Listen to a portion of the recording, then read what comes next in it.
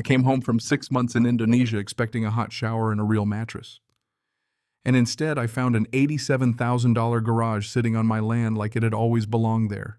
Not next to my property, not near the line, right in the middle of it, like someone had dropped it from the sky and hoped I wouldn't notice. You ever get that moment where your brain just refuses to process what your eyes are seeing?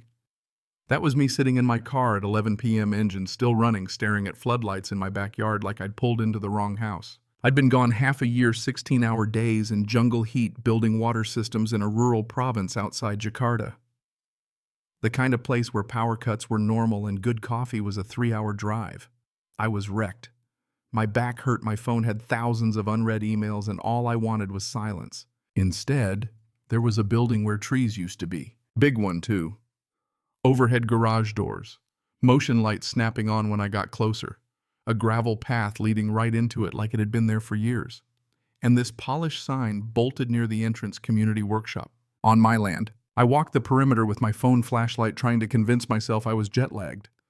But the details were too real: concrete pad, electrical hookups, landscaping. This wasn't some weekend shed. Someone had spent serious money building this.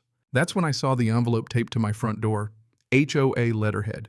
You can probably guess where this goes. I went inside, dug out my property survey from when I bought the place, spread it on my kitchen table. The lines were clear. No ambiguity. That garage wasn't near my boundary. It was fully inside it. I didn't sleep that night. Just sat there watching the clock tick, getting angrier by the hour. Next morning, I walked down to the HOA president's house. Brenda. You know the type, perfectly styled hair tone like she's correcting a slow child. When I told her there was a building on my property, she smiled like I'd misunderstood basic geography. Said that part of my land had always been common area. Said the neighborhood voted. Said I must have missed the notices. Then she told me something that made my stomach drop. She said I'd approved it, that they had a letter with my name on it. I knew right then this wasn't a mistake. This was something else. I pulled meeting minutes later that day. That's when things got interesting. The HOA vice president had voted to approve the project. Then his own construction company got the contract, 87 grand, and they built it while I was overseas. I started documenting everything. Photos, emails, records. I'm an engineer. When something's wrong, you build a file. Quietly. Thoroughly. That night, an elderly neighbor came by. Jim. He looked nervous, like he was about to confess something at church. He told me the board had hesitated at first. People thought the land looked like mine. But then Brenda produced a letter supposedly from me saying I supported community improvements. Type name, no signature. Just like that, the vote flipped. That was the moment it stopped being about a garage. It became about being lied to. I called my brother that night. He's a lawyer. Told him everything. He listened, then gave me the kind of answer you don't want to hear when you're already angry. He said I was right, but winning would be expensive. Years, maybe. HOAs fight dirty because they use everyone's money to fight you, including yours. So I had a choice: take a payout and walk away, or dig in. I ordered a professional survey. When the surveyor finished mapping the property, she sat at my kitchen table and just shook her head. Said there was zero ambiguity. The garage wasn't partially on my land. It was entirely on it. That gave me leverage. I sent formal notice, 30 days to remove it. They responded with a legal letter. Not an apology, not even denial. A threat. Said if I touched the garage, they'd sue me for destroying community property. That was the first time I laughed during this whole thing. Not because it was funny, but because it was so absurd. Then the smear campaign started. Social media posts painting me as selfish. Neighbors saying I was trying to tear down something that benefited the community. You learn real fast how quickly public opinion turns when someone frames the story first. But facts don't care about Facebook. I filed a complaint with the county. Inspector showed up, reviewed the permits, and posted a stop-use order right on the door. Suddenly, that shiny garage wasn't so official anymore. Still, they didn't remove it. They thought I was bluffing. Maybe I would have backed down if it had stayed legal and polite. But then Brenda and her attorney husband showed up at my door offering me 15 grand to keep the building on my land. 15,000 for something they spent almost 90 building without asking. That was the moment I realized something simple: some people only understand consequences. So I hired a demolition company, gave one last written warning, clear deadline, no drama. Morning after the deadline, I sat on my porch with coffee when the demolition trucks rolled in. Big ones. The kind that make neighbors peek through curtains. Brenda showed up in a panic about 10 minutes later, screaming threatening lawsuits, trying to stop the crew. Police came too. She called them. They looked at the survey stakes, read the documents, and told her it was a civil matter. I'll never forget that part. The silence after the officer said it's his land. That steel claw hit the wall right after. The sound, you don't forget something like that.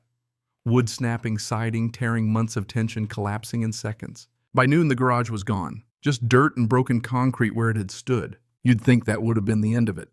Justice served, move on, right? Nope. That afternoon, I got served with a lawsuit. They wanted over $100,000, claimed I'd maliciously destroyed community property. That's when the real fight started. I hired a property attorney in Denver. Expensive, but sharp. She told me something that stuck. We weren't just defending, we were counterpunching. And then discovery began. If you've never seen what happens when lawyers dig through emails, let me tell you, truth has a way of surfacing. We found messages between Brenda and the contractor months before construction. Emails talking about me being overseas as perfect timing. Emails where he questioned whether the land was mine, and she told him not to worry. There was even an email asking someone to draft a letter from me supporting the project. Seeing that in black and white, it hit different. Not suspicion, not theory, proof. Once those emails surfaced, everything shifted. Board members who'd supported the project started backing away. People who thought it was a misunderstanding realized they'd been played. The HOA replaced leadership. Apologies started coming in. Settlement offers too. First one was small. I rejected it. Second one was bigger. Covered costs. Still no accountability. And that's when I had to ask myself a hard question. Was this about money or about principle? Because dragging it to trial meant more stress, more time, more uncertainty. But sometimes if you let something slide, you'll regret it forever. So I chose trial. It lasted 2 days. Not dramatic like TV. Just fluorescent lights, legal pads, and the quiet weight of facts piling up. When the judge read those emails, her expression changed.